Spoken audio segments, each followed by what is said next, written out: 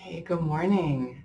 I am really excited because yesterday I promised that I would tell you a story that is really, I shouldn't say the story is exciting to me, it's really fascinating. And I did actually I tried to do a video of me telling it like exactly all the details and all of the nuances and like get photos of the event and everything. And I thought, I just want to tell you guys, and if you want to do more research, there is a documentary, so you can watch that. How about that? So it's called the Stanford Prison Experiment, and you may have heard about this already. Either way, there is a documentary. I'll put a link in the description to that documentary, but I have to warn you, it's a little bit difficult to watch. It's based on a true story, and it's so crazy, though. The story is so crazy. I'm just going to tell you like the brief version of what happened and why it's important. So this was an experiment that was done in the 70s. And there was a professor. He was a professor of psychology at Stanford University, and his name was Dr. Zimbardo. And he was wanted to find out more about perceived power. So specifically at prisons, the perceived power struggle, well, in a real prison, there's a real power struggle between prison guards and prisoners. So he was like, what if we did like an experiment and just like did like a pretend prison? We hired people and just for like, hey, you're a prisoner and you're a prison guard, go and just see what happens to these people. so, so he did. Uh, and I don't even know how he put this all together in his mind, but he started with an ad in a newspaper, and he's like, volunteers, paid volunteers though, mind you. So he was offering 15 bucks a day for this summer job. And that was back in the 70s though, so it'd be like about 100 bucks today for like looking for college kids, men specifically. And there were dozens who applied. They're like, summer job looking for a pretend prisoner or a pretend prison guard. Okay. So a lot of these college kids like signed up. They're like, yeah.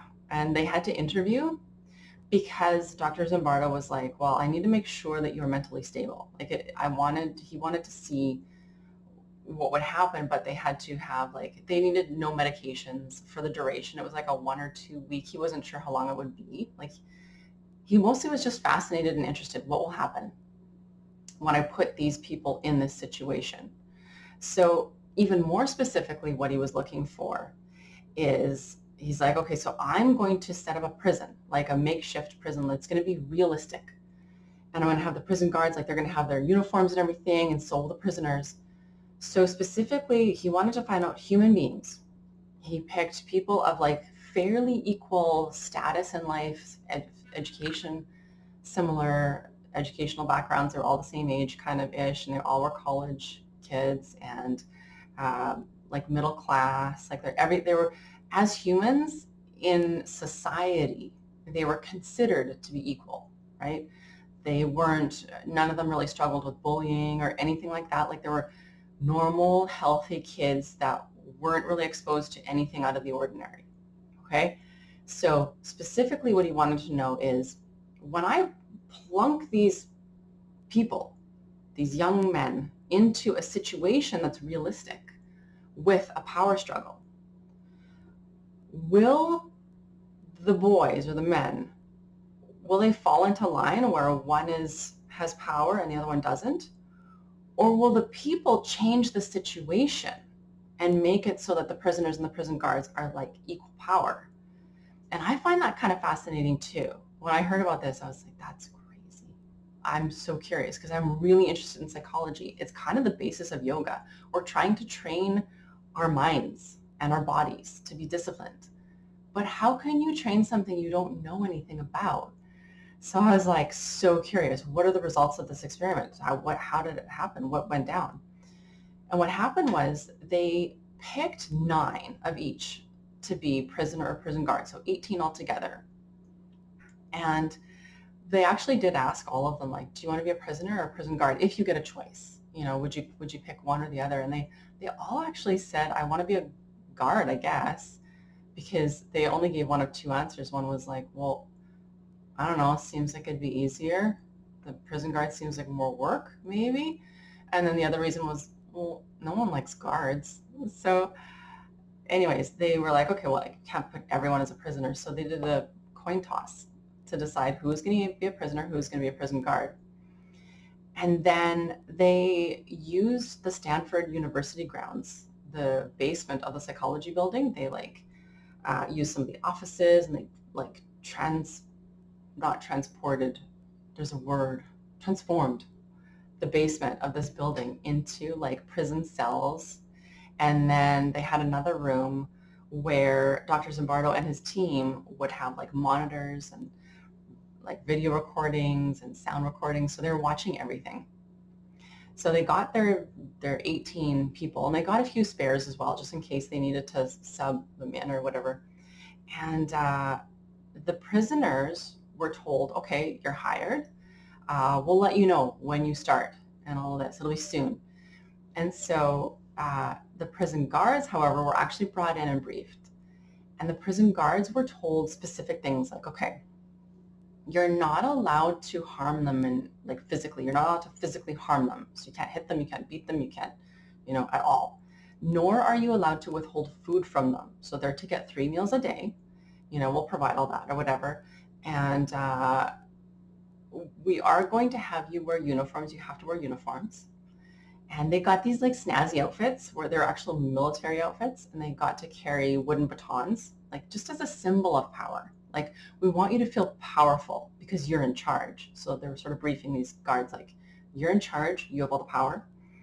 And your main job is to keep the power. So they also had these like mirrored sunglasses so that they won't actually be able to see you, right?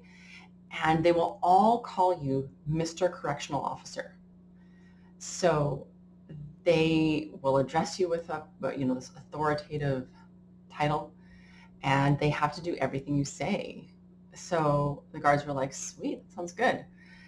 And then the prisoners weren't briefed at all, but they did, like Dr. Zimbardo worked with the local police department. So the police actually, for real police department came to each of the boys' houses and picked them up in like a cop car and like handcuffed them and then arrested them for, I think it was armed robbery or whatever.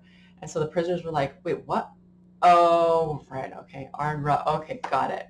So they were like, okay, I didn't expect this, but the police officers like fully took them into the actual police station and did proper full bookings on them, like mug shots, fingerprints, and all of this, and then drove them blindfolded to prison. So they didn't really know where they were going at all. They didn't realize that it was on the school grounds, which might have made it feel a little bit more safe and a little bit more like not for real, but Dr. Zimbardo was like, I want it to feel absolutely realistic. I want them to actually believe that this might be a real jail, just in a different wing or something. So when the real police handed them over to the prison guards, that was it. That's when the experiment started. Now, the prisoners, so remember there was 9 prisoners. There were 3 guards per shift. So the prison guards got like breaks. They worked each 8-hour shifts. So there's 3 for 8 hours, 3 for 8 hours, 3 for 8 hours, whereas the prisoners were there full time. And like a lot of the prisoners were thinking that they could just bring their own school books and study and stuff because they're just going to be locked up in a cell all day. But that wasn't exactly what happened. When they arrived at the prison, they were stripped naked and given their new prisoner outfit. But before that, they had to be naked for a little bit while they were deloused, like they were sprayed or like had like flour or something put on them, or maybe it was real delousing stuff, I don't know, but just like an actual prisoner would be. And then they were made to wear these like potato sack looking smocks. And they were like, this isn't what real prisoners wear. Like, real prisoners wear pants. And even in the back office where Zimbardo was, his teammates were like, why are you wearing them? Why are you making them wear dresses? And he's like, because I want to like make it as realistic as possible. And his teammates, like other professors, were like, yeah, but in prisons they don't they wear pants, like they're not emasculated. He's like, yeah, but this study is, we want to emasculate them. We want to take away their identity. Like, so that was Zimbardo's plan. If you remove everyone's identity, then they're on an even playing field where they will go into their characters that are different. So the guards, like with their mirrored sunglasses, so they kind of feel like they're behind something, like they've got this protective measure. And the uniform, it's a authoritative kind of a thing. And then the prisoners, they had no underwear even. So completely emasculated and just potato sacks. The one thing they did have, though, that I haven't mentioned yet, was they had a prisoner number on their little potato sack. So there was like prisoner number 8612 or whatever. And oh my gosh. So I'm going to try to keep this pretty concise, but the first day was like unremarkable. Everyone felt awkward. Like even the prison guards were like, I have to delouse them, because they were told what to do, like as far as the day-to-day activity. But other than that, they were allowed to do whatever they wanted. Like when the guards were brought in the day before, Dr. Zimbardo did say, like, you can't hurt them. But I'm not going to say you can't try and maintain all the power, right? Like we want them to feel a bit of a loss of identity. That's sort of what the study's about. We want to see, are they going to fall into line, or are they going to even out the power struggle? Are you going to let them even out the power struggle? So Dr. Zimbardo was like really encouraging the guards to be powerful. Just don't hurt them physically. So anyways, they're all in this prison, and the guards are like, okay, like sort of looking at each other. There's two other guards with them. They're like, so we did the checklist and the whatever, and now what do we do? I don't know. What do we do? And the prisoners are like, I don't know, what are you guys supposed to do? And they're all kind of laughing and giggling, like, telling each other, like, nice dress, like, oh, shut up. So it was really awkward and weird the first day. But then day 2 started, and things went crazy. Day 2 started with not roll call, what do you call it? Like the prison count. Prisoners all, if you've watched Shawshank Redemption or any other prison movie, they all step out of their cell and they have to make sure that everyone is accounted for. So they did that. And they wanted to get rid of their names, right? Like the prison guards were Mr. Correctional Officer, and the prisoners were to be only called by their prison number. So there were no longer, whatever the real names were. And for this, I keep calling it roll call, this prison count, the prison guards made them call their own number. I don't know if that was part of the plan or if they decided to do that. So they were like, starting left to right, you say your number, then you say your number, then you say your number, and I'll just check you off. And the prisoners were like, dude, there's only 9 of us. You can see us here. And the guards were like, shut up. I didn't ask you to talk. And they were like, okay, taking it a little seriously, are you? And the guards started feeling a bit threatened. Like, okay, we're all paid here. You're supposed to act like a prisoner. I'm a prison guard, so fall into line. And the prisoners were like, no, you're an idiot. It's a job. It's a summer job. But it didn't take long before the prisoners were like, oh, fine, 8612, 416, and then the prison guards were like, that didn't sound very lively. Couldn't hear you. Do it again. And the prisoners were like rolling their eyes and sighing, and the prison guards started doing things like they would take their baton. They're not allowed to hit them, but they would like smash it against the table and make a really loud noise. So again, no big deal, but the prisoners were like, okay, you're acting weird, taking this way too seriously, but I can clearly, so the prisoners I think were thinking like, I can clearly tell you're not going to lay off until we just do it. Just do the thing, and then they'll make us go back to our cell and we can just relax then. But they didn't. The prison guards were like, I want you to sing it now.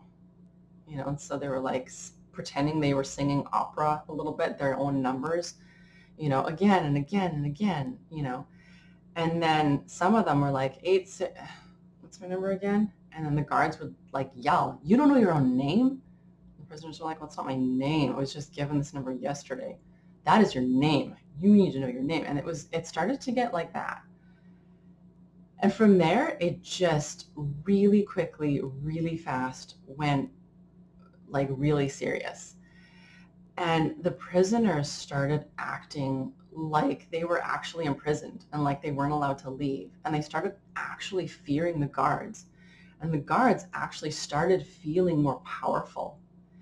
So the next thing that happened, once the prisoners were finally allowed to go back to their cells after this prison count, they barricaded themselves in there. And they were like, well, if they're going to be like belligerent and mean to us, we're going to make them work for that. So they barricaded themselves in. They were like, we're not coming out. And then the prison guards at that point got a little bit like, oh, shoot, now what do we do?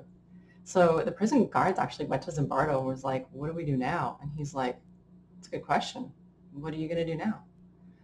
And that moment, I think, gave the prison guards like, okay, they're not going to step in. Like the actual psychologists are not going to step in. We can kind of do whatever we want as long as we don't hit them or keep food from them. So they were like, all right. And they took fire extinguishers and like unloaded all of the contents in the prison cells to smoke them out. So they did. They pulled them out and then they stripped them naked as like punishment. So that became one of their new punishments. They'd strip them naked and then tease them. Like, what? And the prisoners, for the most part, just let them do it because they had been like, the one thing to remember too is they were sleep deprived too. This is only day 2. But the prison guards, when they did their prison count for the next morning, they didn't really let them sleep that long. So they were like disoriented a little bit and tired. And if you've ever been sleep deprived, your mind starts to go a little wonky.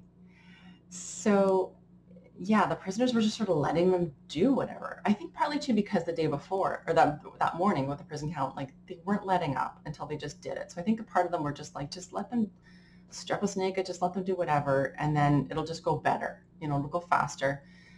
But that's not what happened. The prison guards wound up being like, they just did it more.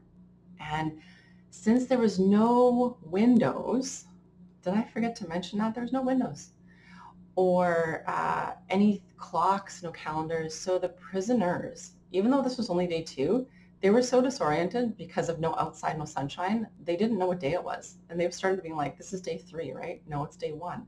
No, it's day 2. Like they didn't know. And they started getting just really tired and like, was it the middle of the night? Was it not? And these prison counts started happening like more and more and more regularly. Like it was like prison count. They're like, we just did that. No, dude, that was last night. Was it? Was like they started getting confused.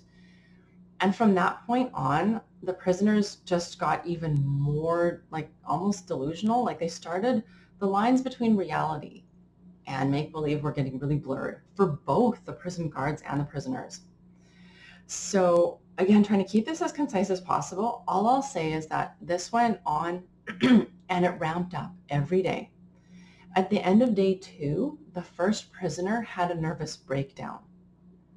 At like 36 hours, I think 35 or 36 hours after the initial, they got checked into prison, 36 hours, a nervous breakdown. Like he just lost it, started screaming, I want out, I want out, let me out. And so he was brought to Zimbardo because the prison guards were like, I don't know what to do with him. And Zimbardo, this is sort of one of the mistakes he may have made, is he also got really caught up in it. It was like watching a soap opera, like he was in his room, like just watching, probably eating popcorn. And so this prisoner 8612 comes in and is like, I want out, I want out. And Zimbardo's like, why? He's like, because they're taking it way too seriously. They're being so mean. And Zimbardo's like, because they make you take your clothes off. Like, really? You're not confident enough to be naked in front of some peers for a couple minutes? Well, and when you're being tormented and bullied, it makes you not, and then when that's minimalized, right? So Zimbardo was like, really? So he was minimalizing his experience. And then he was like, oh, maybe I am, yeah, that doesn't sound too bad. Maybe I am overreacting, right? Like classic bullying behavior. And so he was like, but I want to go. And Zimbardo's like, well, so Zimbardo didn't actually ever say, no, you can't go. But he did say, like, why don't you just go back for a little bit longer and then see if you still want to go later, we'll let you go. So Zimbardo was very clear. I did not tell him, no, he's not allowed to leave. But he did not feel like he was allowed to leave. So it was a bit of a miscommunication. And because of the state the prisoner was in, he did not clock that as, yeah, but I'm allowed to leave and I want out. He wasn't able to voice that. So many people say, like, when you're being bullied, why don't you just leave? But weird things happen to your mind when you're bullied. The human mind is so fragile, and it's so important to set yourself up for success. Be around people who are supportive of you. Anyway, so he goes back, the prisoner goes back, and he says to the other prisoners in his cell, this is real. We can't leave. And they're like, what are you talking about? We can leave. This is a paid job. It's a summer job. He's like, no, it's not. We can't leave. Anyways, it just went from bad to worse. And the prison counts, again, they kept stepping them up. They were doing prison counts like every hour or more and making them do push-ups and sit-ups and exercise, not letting them sleep. They had to make them eat, though. And every day, another prisoner had a nervous breakdown. And then on day 5, there was a couple they did actually have to let go. They were like, Zimbardo was like, oh, okay, we must have missed something when we were doing the initial intake, because they did a psych eval. Okay, you need to go. Excuse me. And then the next day it'd be like, okay, you need to go. And but then on day 5, another psychologist came in. Her name is Christina. She came in to see their little experiment, little Stanford Prison Experiment.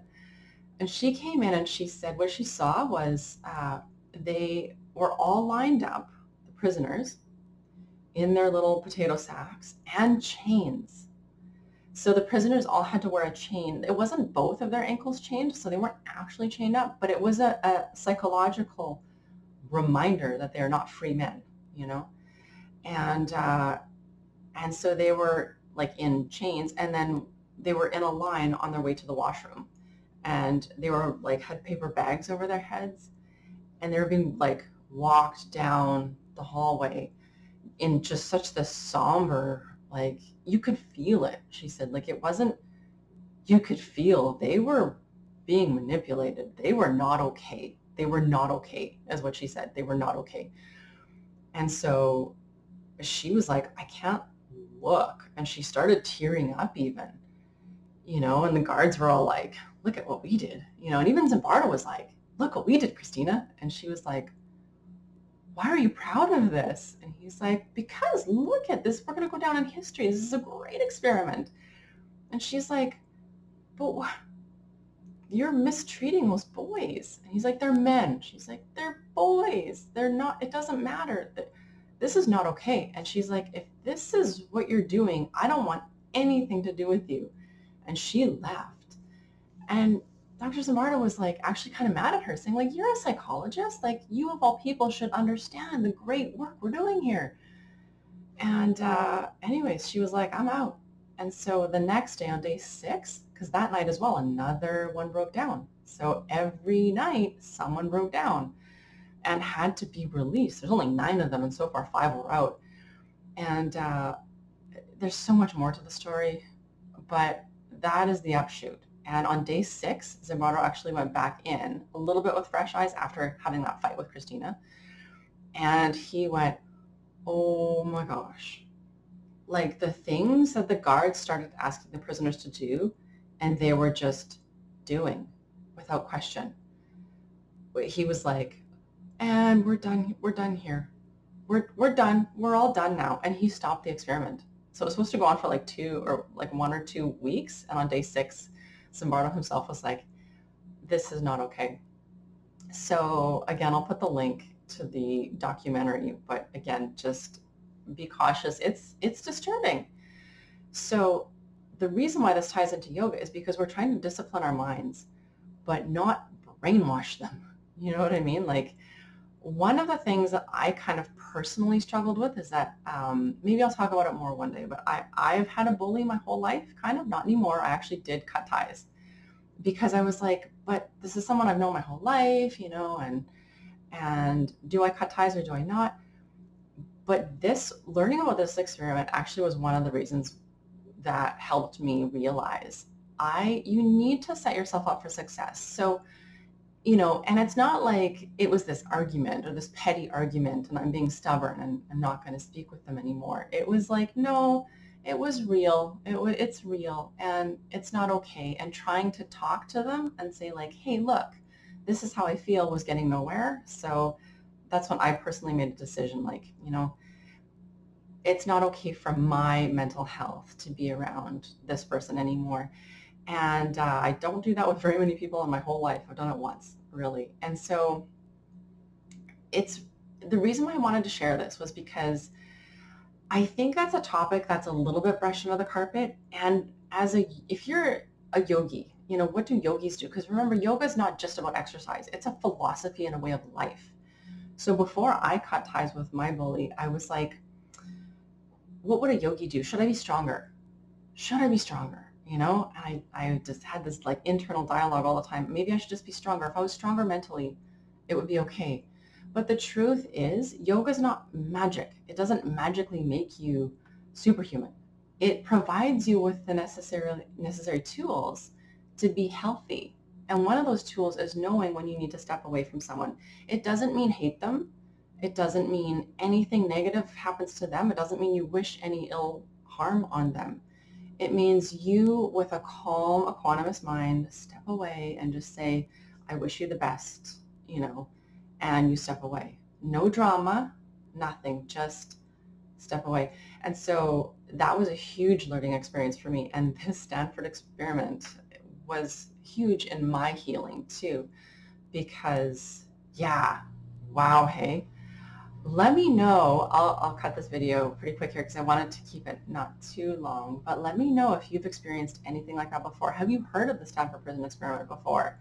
What are your thoughts on that? Have you watched the documentary? I'm just curious to know what you guys think, because to me, it's like one of those tools in my yoga toolbox. I have that, and I think of the Stanford Prison Experiment like almost daily, when I see keyboard warriors, shouting out insults to minorities or, groups of people who don't believe what they believe.